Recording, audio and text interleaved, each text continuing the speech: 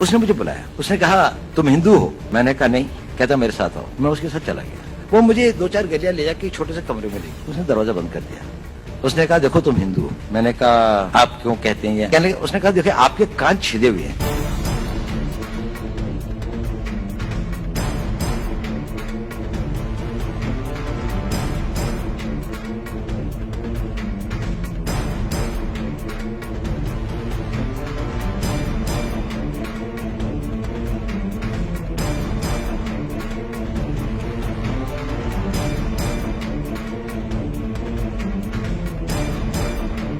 मैं आपको एक छोटी सी घटना सुनाता हूं, ये इसलिए क्योंकि किसी ने अखबार में छापी थी कुछ साल पहले। ऐसा हुआ कि वहां पर एक लाहौर के अंदर में एक बड़ी भारी वो है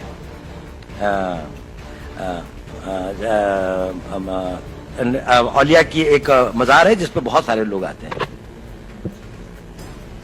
तो नेचुरली मैं क्योंकि एक मुस्लिम उसमें रहता था और एक उसके साथ में रहता था, तो मैं वहां से गुजर रहा था और मैं उस औलिया के उसमें आया और मस्जिद से वापस आया और एक उसमें मिला। तो एक आदमी एक कोने पे बैठा हुआ था, बड़ी आकर्षक उसका व्यक्तित्व था, बड़ी सफेद लंबी दाढ़ी थी। उसने मुझे बुलाया।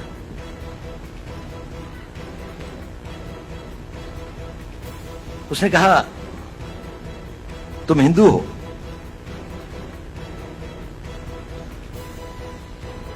मैंने कहा नहीं।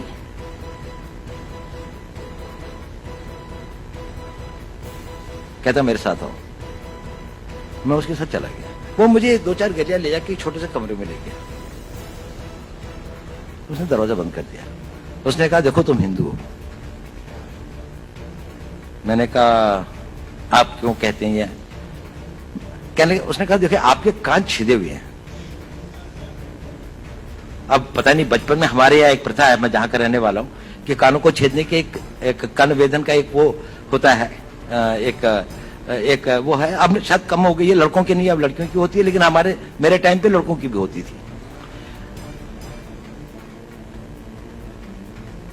तो मैंने कहा हाँ ये तो है कि मैं जब पैदा हुआ था तो वो था। मैंने कहा मैं बाद में कन्वर्ट हुआ। उसने कहा तुम बाद में भी कन्वर्ट नहीं हुए।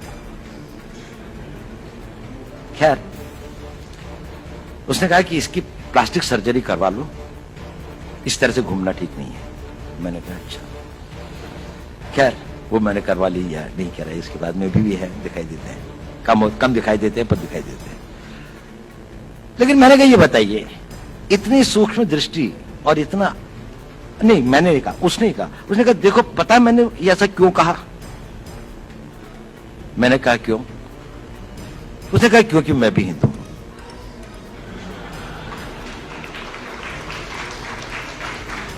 और उसने कहा कि देखो मेरा सारा परिवार इन लोगों ने मार दिया था, मैं यहां पर किसी तरह से अपने दिन काट रहा हूं। मुझको बहुत खुशी होती है जब आप लोगों को देखता हूं, लेकिन मैंने भी अपना बेस बदला हुआ है। लेकिन देखो इस कमरे के अंदर, और फिर उसने एक अलमारी खोली, उसके अंदर में एक शिव जी की और एक दुर्गा की एक वो रखी थी।